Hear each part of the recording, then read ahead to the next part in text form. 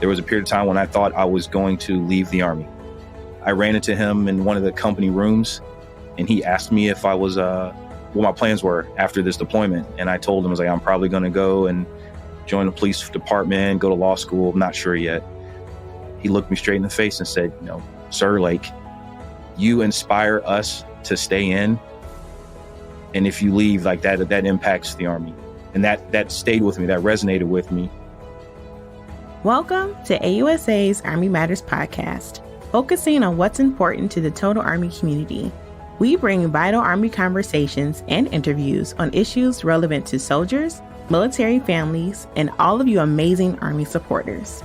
Rotating each week, our show includes Soldier Today, Leading Great Teams, Family Voices, and Thought Leaders. Let's tune into the show. Hello, this is Colonel Retired Dan Roper, Director of National Security Studies at the Association of the United States Army, and welcome to today's episode of Army Matters. We often interview Army and military experts from all walks of life, both those who have served and those who haven't. But for today's episode, we're going within our organization, AUSA, and interviewing someone whose story needs to be told. When he was in high school, Frank Dolberry was told by an acquaintance's mother that his goal of joining the Army and becoming an officer was a dream, mainly because of the color of his skin. But Frank enlisted and quickly moved through the ranks, and today is a major who has been selected for lieutenant colonel and serving as an inspiration to many in the United States Army. Frank is assigned as the Army Fellow here at AUSA, serving as a liaison between our organization and the Pentagon. Over a 16-year career, he's not only been deployed both to Iraq and Afghanistan, but he's lent his skills to the classroom, teaching cadets and many others. Major Dolbury, welcome to Army Matters. Thank you, sir. Glad to be here. We like to ask our guests who are serving, or those who have served, why they joined the Army.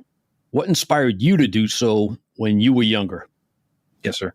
My father is a retired Sergeant First Class with 25 years serving. His little brother is a retired Lieutenant Colonel. Their father, he served during the Korean War. I think he made the rank of sergeant. My great-grandfather served during World War II in the Pacific. And so for me, being from a Navy town, I had to decide, I knew I wanted to serve. And so they were instrumental in mentoring me to go the Army route, given that the opportunities that exist in the Army are far greater than serving in another service. So it was the opportunities they described that enticed you to join. The sticking point was, at the end of the day, college is expensive. And at the time, the Marine Corps essentially said, hey, we don't have any money to give you. So what you can do is pay for school yourself, graduate, enlist in the Marine Corps, and then apply for OCS. In the same vein, the Army ROTC program say, hey, we'll give you a 3-year scholarship, which elevated to a 4-year scholarship. And the rest was history. But as far as my dad and my uncle, they were all for me serving. My dad more so wanted me going Army for the idea that the number of opportunities that exist in the Army far outweigh the Marine Corps, which he was correct. And what was the biggest piece of advice that your father gave you when you were signing up? His biggest piece was, well, the funny thing about him was when I had to decide if I was going to be an officer or go enlisted, his advice was, you need to go officer because you don't listen and you will probably get thrown in the brig if you were enlisted, which I didn't understand because I was like, I think I'm a pretty good disciplined person and I follow orders, but okay. And so he always got on me because of that. But the big things with him being an NCO was, take care of your soldiers, be at the right place, right time, right uniform. And again, just take care of your soldiers because they'll take care of you. Now, one of your first steps was to enroll at the Virginia Military Institute, where you studied history. What attracted you to that subject matter? I'm an avid lover of history. I can't even remember how far back when I just fell in love with the idea of learning what happened before I came on this earth. So when I had to choose my degree at VMI, I picked history because I wanted to gain more understanding in what took place before me and how do I shape the future, because you had to understand where you came from in order to proceed forward and how to shape the future you want. Well, it sounds like you're fascinated with history from many different places and times. What historical era did you find to be the most fascinating? So I'd say I've looked at various periods of time, but the one that stands out to me that I always find myself drifting back towards is the Napoleonic era, the French Revolution, and the various coalitions that came together to stop Napoleon's rise and his conquest of the European continent. It's interesting because there are some similarities or indicators that you can glean from that as far as how to develop an effective strategy to deal with, a potential near peer or a rising power. It's just, I won't say romantic, but it's just very interesting how the armies came to be and how there was a shift from the old regime as far as kings, queens, and royalty to more of a democratic, the people type governments. How has your knowledge of history across different eras aided you in your career? Was there a specific assignment you can tell us about in which you were directly able to apply your knowledge of history? I'm trying to pick the best story. So as a planner in 2nd Infantry Division in Korea, I was tasked with updating the operational plan for if war continues on the Korean Peninsula, how would we help the Republic of Korea fight North Korea? It took having to look and, read the book of Fehrenbach's A Different War, and also looking back in the period before the Korean War took place and understanding that we can't do it alone. We have to have our allies with us, and we have to gain buy-in. And now the fact that Korea has changed since the 50s and the 60s, allies are more important now than they've ever been. And so that has always been a challenge for me of having to reach out to the various ROC units that we will have to operate with and gaining their understanding on how they see the fight shaping. So that way our plans are nested with theirs. And so that way we are doing things together versus against one another. Many of our listeners are veterans and know that one's career is filled with many ups and downs. Can you tell us what the toughest professional moment for you has been over the years? So when I was in company command in Fort Bragg, I didn't have the best commander at the time. He didn't listen to anybody. He thought he knew everything. And so in my mind, I was like, I think I'm done. This isn't fun. I'm going to go do something else. But then an opportunity came up where I could go to selection for a special operations unit. And so I signed up for it because as far back as I can remember, I constantly read about this organization. I at least wanted to try to join them. And so I was able to try out. I did not make it, but the level of professionalism that I saw and encountered and the people that I met along the way reinvigorated my desire to serve and be around upstanding people. I mean, smarter folks, stronger folks, which wanted, again, caused me to want to read more. Always strive to be the best example of myself I could possibly be day in and day out. And so that was a tough moment, like where I made the decision to I'm going to go do this versus, leaving the Army because I don't know where I would be if I had left. Well, I'm really glad that experience pushed you to stay in. We have to take a quick break here, but when we come back, we're going to talk to Major Dolbury about something else that spurred him to continue his Army journey and how he thinks the Army could do a better job recruiting. Have you purchased your AUSA swag yet? Be proud to show your support for AUSA, which in turn shows your support for the U.S. Army and our soldiers. Check out all AUSA swag at shop.ausa.org. We're back and we're speaking with Major Frank Dolberry, the current Army Fellow here at AUSA. Every one of us are influenced by our leaders, our peers, and our subordinates. Can you tell us a story about somebody who's been very influential in your professional development in the U.S. Army? So I'd say there are two individuals that stand out to me that have influenced me to continue to serve and to understand that it's greater than me. I would say I would attribute to one of my NCOs as a young lieutenant. After we came back from Iraq after a 14-month deployment, there was a period of time when I thought I was going to leave the Army. I ran into him in one of the company rooms, And he asked me if I was, what my plans were after this deployment. And I told him, I was like, I'm probably going to go and join the police department, go to law school. I'm not sure yet. He looked me straight in the face and said, sir, like, you inspire us to stay in.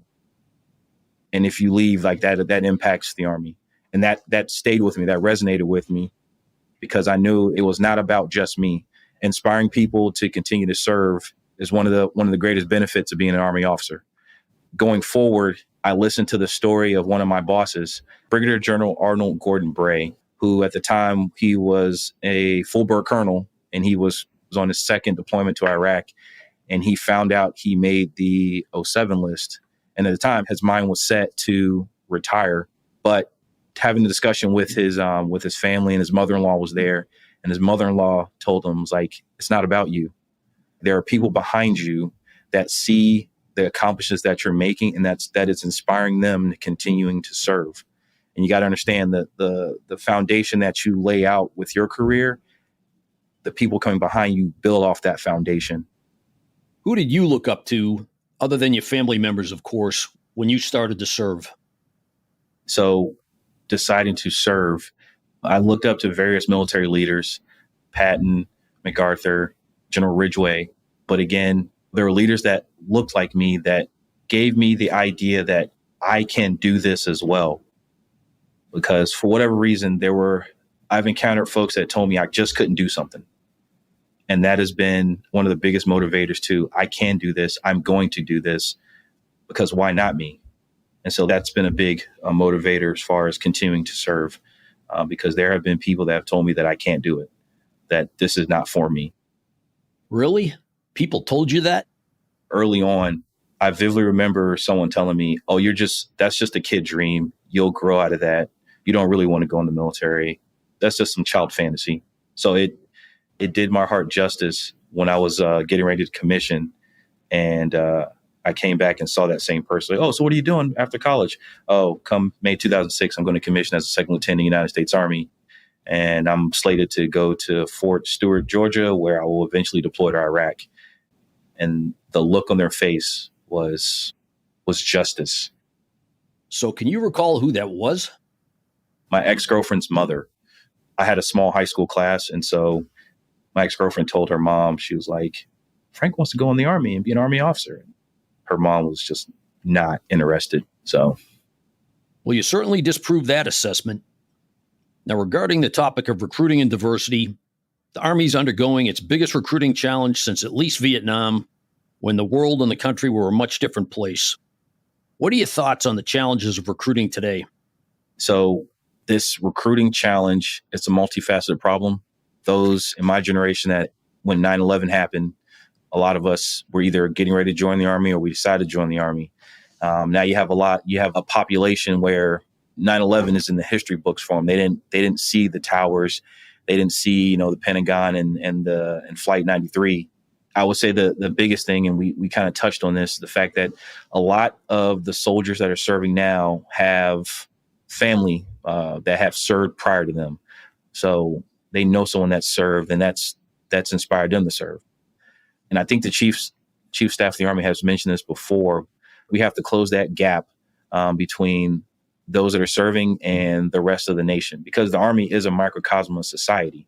What I would say, like for us as service members, we have to have the conversation and be willing to have the conversation to talk to those that don't serve, because that's how we continue to gain interest.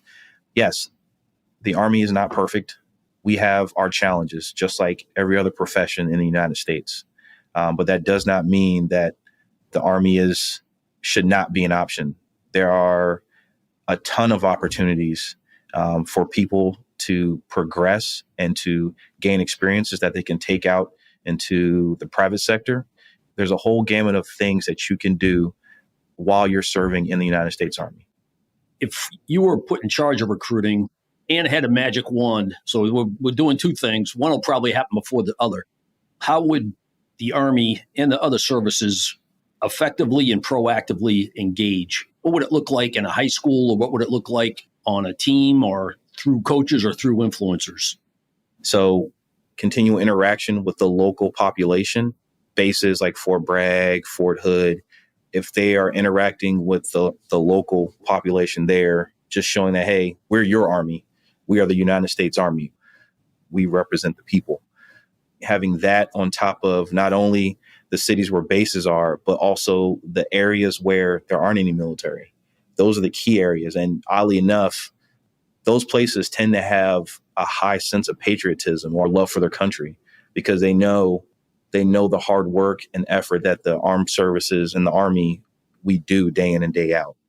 So continually to talk to the population, show them, all the good things that we do for the country, not only outside the borders, but inside the borders. Because national disasters, when the COVID response, the U.S. Army bared a heavy burden going to various cities and helping, administer the vaccine and helping cities deal with that crisis. Very well said. Thanks, Frank, for your service to the U.S. Army, building upon the tremendous legacy of service started by your parents, grandparents, and entire family. It's inspirational to hear how you've used adversity to push yourself to even greater heights. And though we've only worked together here at AUSA for a few months, I can already say that we've learned a lot from you, and I hope our listeners did today also. So thanks for coming on the show. Thank you, sir. Pleasure was all mine. To all our listeners, thanks for joining us. Be sure to subscribe to the Army Matters podcast on iTunes and everywhere podcasts are found. The Army Matters podcast series is brought to you by the Association of the United States Army, the U.S. Army's professional association, member-supported, Army-connected. Visit us at AUSA.org for more information or to become a member. Your membership helps AUSA continue to carry out its mission to educate, inform, and connect with the total Army, our industry partners, and our supporters of a strong national defense. For questions or to provide topic recommendations, email us at podcast@ausa.org. Have a great Army Day. Hua.